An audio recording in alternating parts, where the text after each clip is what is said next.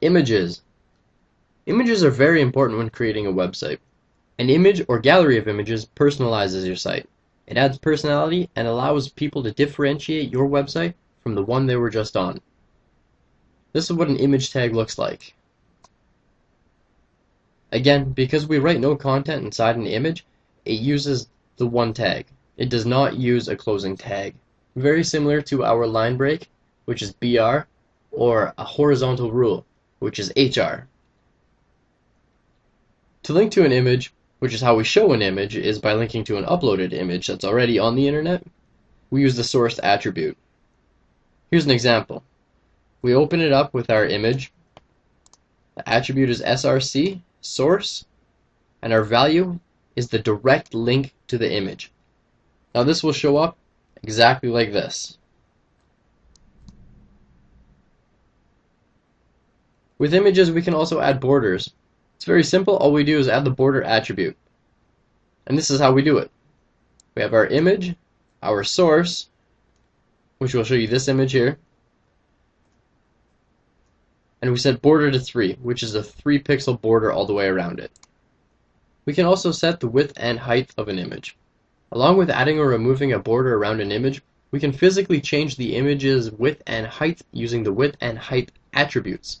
Both the width and height attributes use pixel measurements, so to try and adjust an image to inches or centimeters is not going to work. Continuing with the example from earlier, we're going to stretch out the logo to 600 pixels and shrink the height to 25 pixels. And here's how we do it. We have our image, we have our source, the direct link to the image, border is equal to 0 because we don't want a border. We set the height to 25 and our width to 600. And as an example, this is what you see right here. Notice how the image is very different now?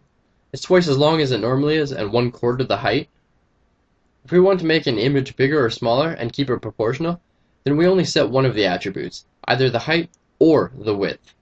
In this example, you notice we have width is equal to 600, but we don't have a height. There's no height attribute inside this image tag.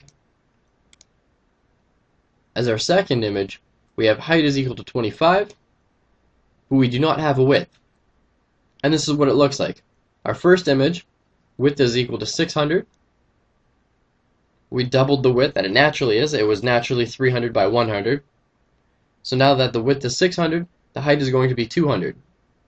And in the same fashion, if we set the height to 25, like we did here, this image is going to have a height of 25, but because the height is 1/4 the height of the original image, it's also going to be 1/4 the width.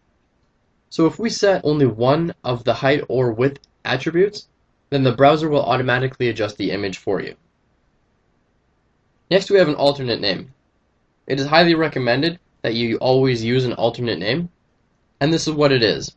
The alt attribute, or alternate, is ALT, and what this does is it will show some text inside the box where your image should be if for some reason the image could not be loaded. If there was a spelling error in your source, your connection timed out, or for whatever reason the image just could not load. And here's what the code would look like. We have our image, we have our source, we have the direct URL to our image, only this time we added an extra 0. Instead of having 300 at the end, we have 3000. Alt is equal to, set our width, 300, height, 100, and border to 1, just so that you can see where it shows up. And as you see, because we typed the source wrong, the image is not going to show up. But it did still create a 300 by 100 image with a 1-pixel border around it, and it has our alternate text inside of it. It's a good idea to use descriptive words of your image or the actual image name as the alternate name. This way, if the image doesn't load, you know exactly what is supposed to be there. In our example here, we have our logo.